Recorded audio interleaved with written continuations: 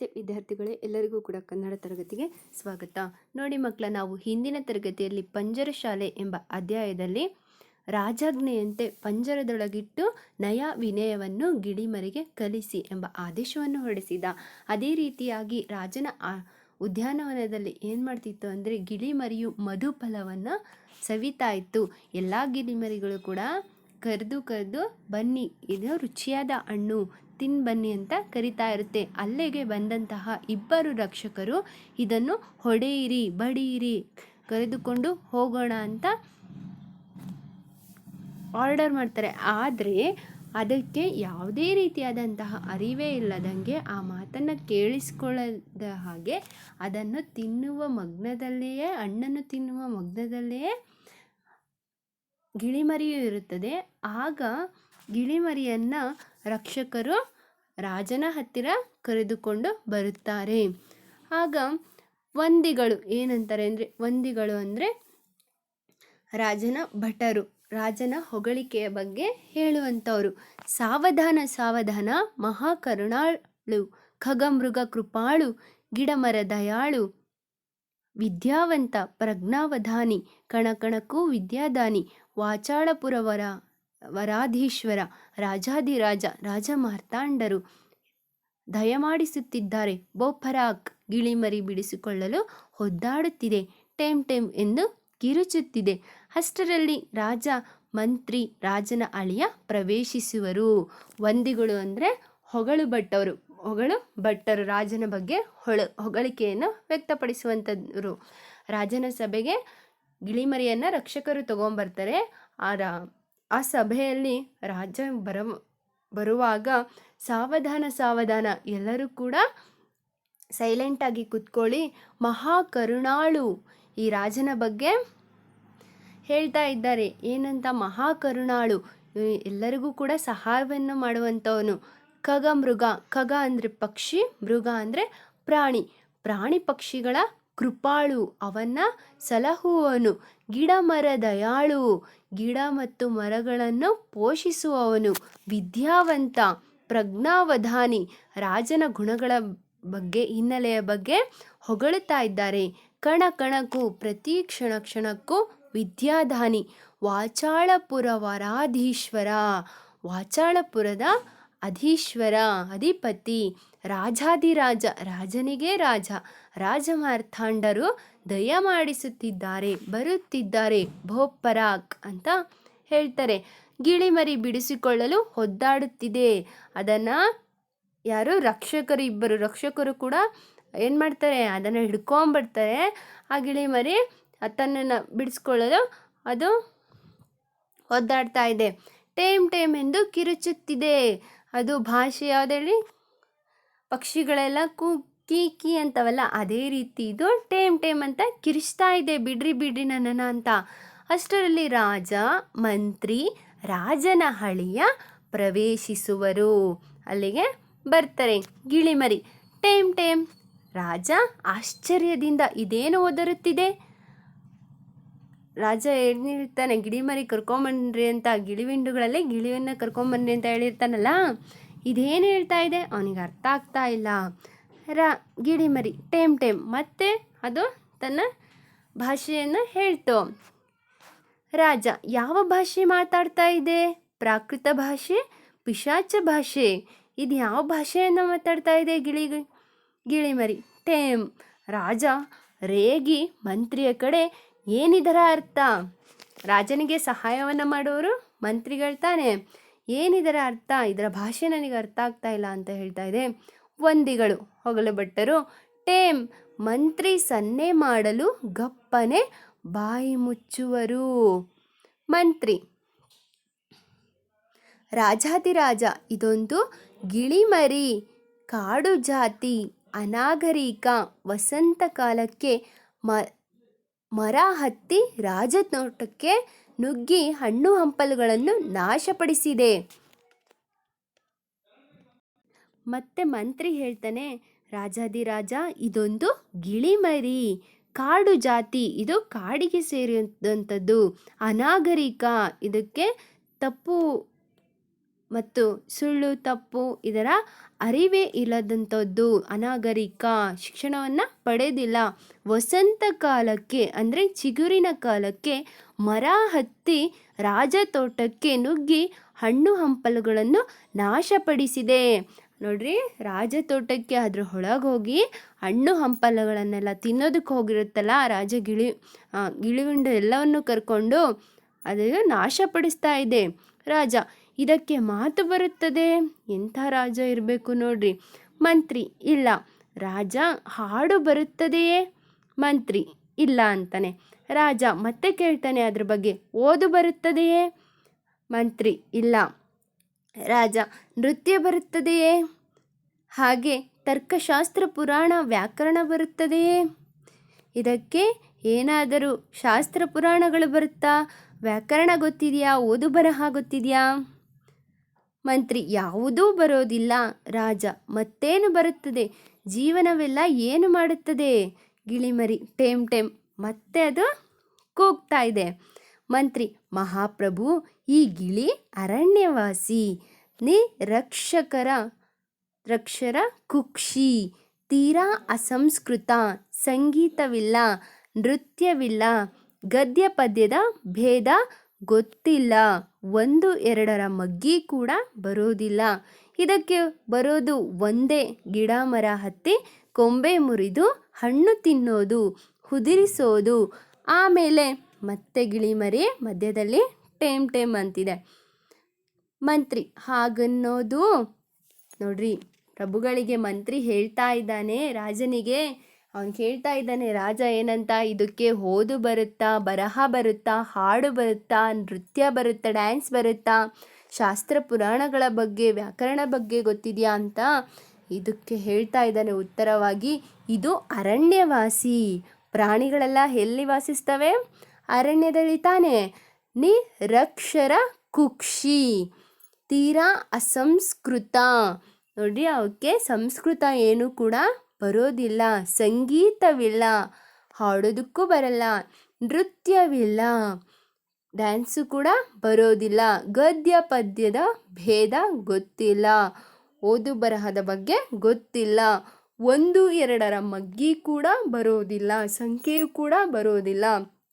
ಇದಕ್ಕೆ ಬರೋದು ಒಂದೇ, ಗಿಡ ಮರ ಹತ್ತಿ ಕೊಂಬೆ ಮುರಿಯೋದು. ಈ ಪ್ರಾಣಿಗಳೆಲ್ಲ ಏನು ಮಾಡ್ತವೆ ಹೇಳ್ರಿ? ಅವ ಆಹಾರಕ್ಕೋಸ್ಕರ ಗಿಡ ಮರಗಳ ಮೇಲೆ ಪಕ್ಷಿಗಳ ಹಾರಾಟ ಇರುತ್ತಲ್ಲ, ಹಾರಾಡಿಕೊಂಡು ಸ್ವಚ್ಛಂದವಾಗಿ ಅದಕ್ಕೆ ಬೇಕಾದಂತಹ ಆಹಾರ ಸಿಕ್ಕಿದಾಗ ತಿನ್ನೋದು, ಅದು ಮಾತ್ರ ಗೊತ್ತು. ಎಲೆ ಉದುರಿಸೋದು. ಆಮೇಲೆ ಗಿಳಿಮರಿ ಮತ್ತೆ ಟೇಮ್ ಟೇಮ್ ಅಂತು. ಹಾಗನ್ನೋದು ರಾಜ ಅದಕ್ಕೆ ಏನು ಮಾಡ್ತಾನೆ ಅಂದರೆ, ಅಯ್ಯೋ ಪಾಪ ಪಾಪ, ರಕ್ಷಕರು, ವಂದಿಗಳು, ಅಯ್ಯೋ ಪಾಪ ಎಂದು ದನಿಗೂಡಿಸುವರು. ಅದು ಪುಟ್ಟ ಗಿಳಿಮರಿ ಆಗಿರುತ್ತಲ್ಲ, ಇದಕ್ಕೇನೂ ಕೂಡ ಬರೋದಿಲ್ಲ. ನಾವು ಮನುಷ್ಯರು, ರಾಜರು ಎಷ್ಟೆಲ್ಲ ತಿಳ್ಕೊಂಡಿದ್ದೀವಿ, ಇದಕ್ಕೇನು ಕೂಡ ಓದೋ ಬರಹ ಬರೋದಿಲ್ವಲ್ಲ. ಗಿಳಿಮರಿ ಟೇಮ್ ಟೇಮ್. ರಾಜ, ಛೀ ಛೀ ಛೀ, ಬರೇ ಹಣ್ಣು ತಿನ್ನೋದೊಂದೇ ಗೊತ್ತೇ? ಮಹಾವಾಚಾಳ, ನಗರೋದ್ಯಾನದಲ್ಲಿ ಬಂದು ಹಣ್ಣು ತಿನ್ನೋದು ಮಾತ್ರ ಗೊತ್ತೇ?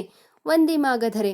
ಅದಕ್ಕೆ ಹೇಳ್ತಾ ಇದ್ದಾನೆ ರಾಜ, ನಿನಗೆ ಹಣ್ಣು ತಿನ್ನೋದಕ್ಕಷ್ಟೇನಾ ಬರುತ್ತೆ? ಮಹಾವಾಚಾಳ, ನಗರೋದ್ಯಾನದಲ್ಲಿ, ನನ್ನ ನಗರದ ಉದ್ಯಾನದಲ್ಲಿ, ಉದ್ಯಾನವನ ಅಂದರೆ ಪಾರ್ಕಲ್ಲಿ ಬಂದು ಹಣ್ಣು ಕದ್ದು ತಿಂತೀಯಾ? ವಂದಿಮಾಗಧರೆ. ಆಗ ವಂದಿಗಳು ಹೇಳ್ತಾರೆ, ಅಂದರೆ ಹೊಂದಿಗಳು, ಹೊಗಳು ಭಟ್ಟರು, ರಾಜನ ಹೊಗಳು ಭಟ್ಟರು,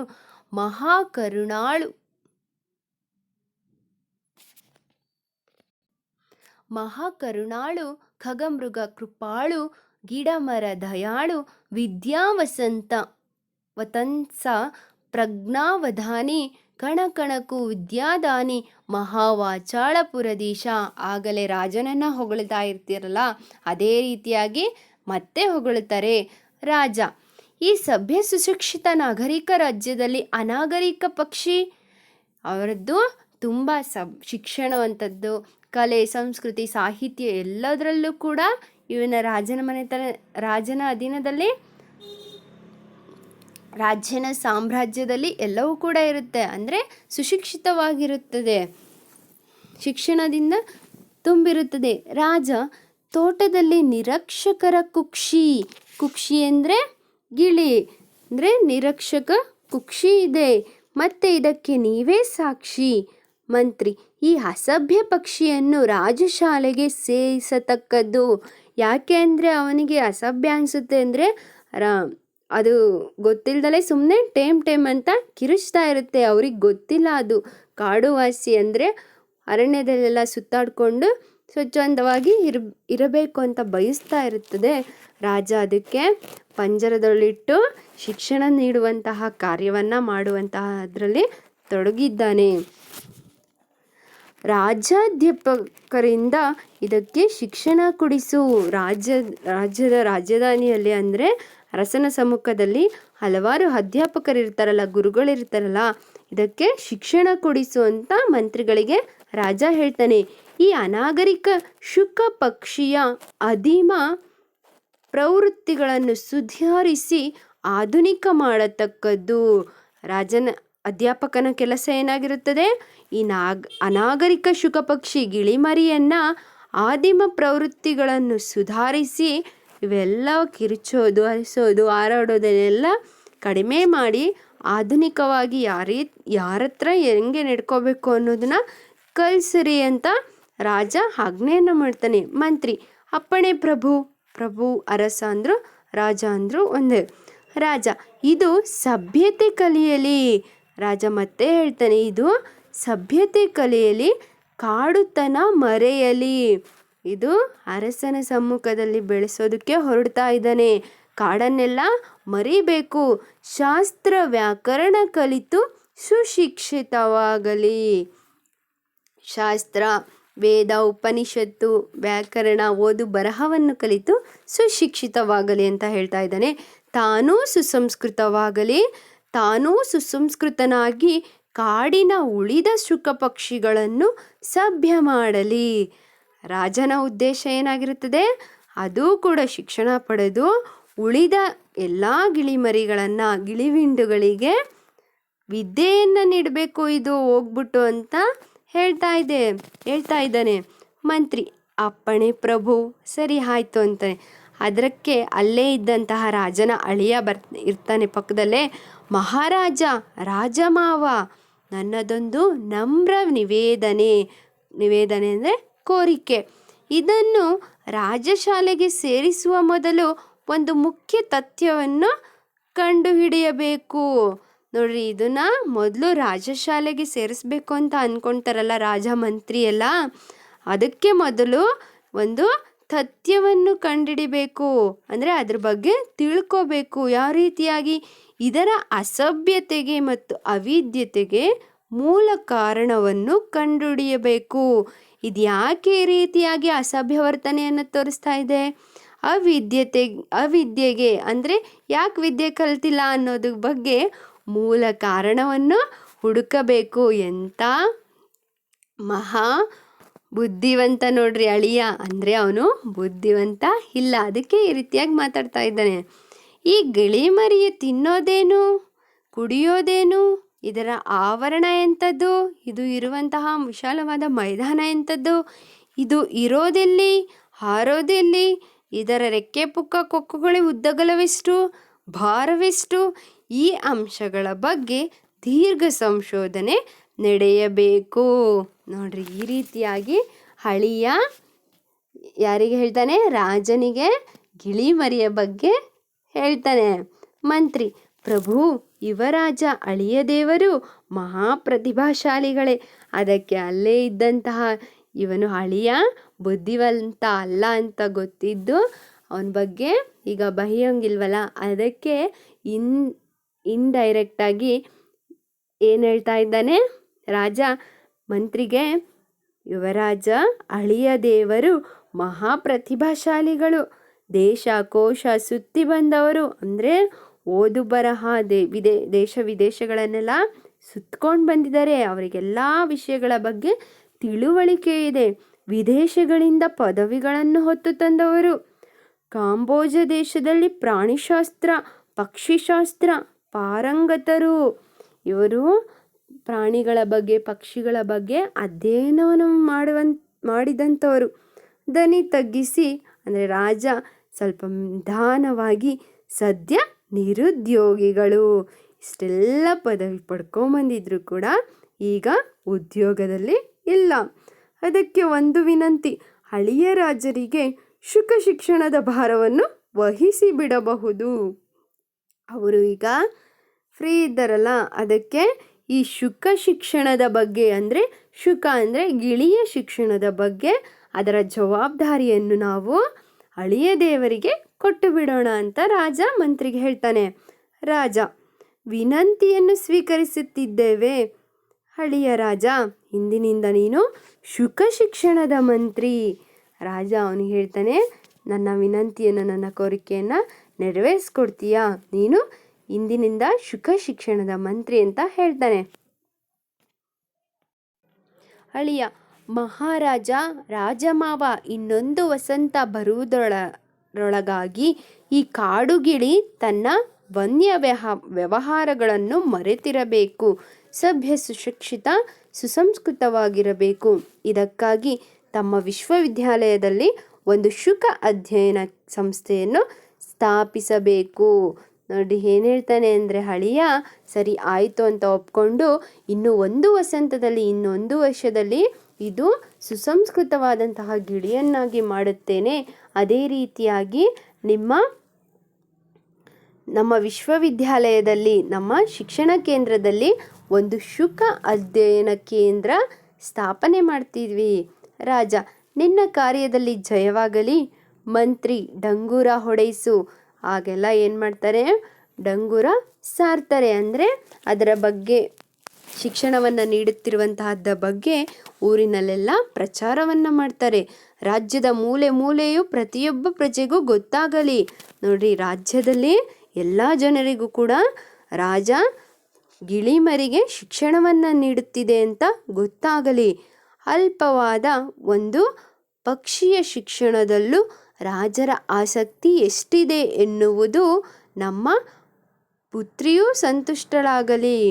ನೋಡ್ರಿ, ಎಲ್ಲರಿಗೂ ಕೂಡ, ಒಂದು ಪಕ್ಷಿಗೂ ಕೂಡ ಶಿಕ್ಷಣವನ್ನು ನೀಡ್ತಾ ಇದ್ದಾರೆ ರಾಜರು ಅಂತ ಗೊತ್ತಾಗಲಿ, ಅವರ ಆಸಕ್ತಿಯ ಬಗ್ಗೆ ತಿಳಿಯಲಿ. ನಮ್ಮ ಪುತ್ರಿಯು ಅಂದರೆ ನಮ್ಮ ಮಗಳಿಗೂ ಕೂಡ ಗೊತ್ತಾಗಲಿ. ಹಳೆಯ ರಾಜ ಶುಕ ಶಿಕ್ಷಣ ಮಂತ್ರಿಯಾದನೆಂದು ರಾಜ ವಂದಿಗಳ ಕಡೆ ನೋಡುತ್ತಾನೆ. ಮತ್ತೆ ರಾಜ ಏನು ಮಾಡ್ತಾನೆ, ವಂದಿಗಳು, ಹೊಗಳು ಭಟ್ಟರ ಕಡೆ ನೋಡ್ತಾನೆ. ಅದೇ ರೀತಿಯಾಗಿ ಮತ್ತೆ ಅವರು ಪರಾಕ್ ಪರಾಕ್ ಅಂತ ಹೇಳುತ್ತಾ ನಿರ್ಗಮಿಸುತ್ತಾರೆ, ಹೊರಡುತ್ತಾರೆ. ಈ ರೀತಿಯಾಗಿ ಮಕ್ಕಳ ಪಂಜರ ಶಾಲೆ ಎಂಬುದರಲ್ಲಿ ಗಿಳಿಮರಿಗೆ ಶಿಕ್ಷಣವನ್ನು ನೀಡಬೇಕು ಅನ್ನೋ ಆಸಕ್ತಿಯಿಂದ ರಾಜ ಮಂತ್ರಿಗಳಿಗೆ ಸಲಹೆಯನ್ನು ನೀಡಿ, ರಾಜ ಅಧ್ಯಾಪಕರನ್ನು ನೇಮಿಸಿ, ಅದರ ಮಂತ್ರಿಯಾಗಿ ಅವರ ಅಳಿಯನನ್ನೇ ನೇಮಿಸಿ ಶಿಕ್ಷಣ ನೀಡಲು ಹೊರಡುತ್ತಾರೆ. ಧನ್ಯವಾದಗಳು.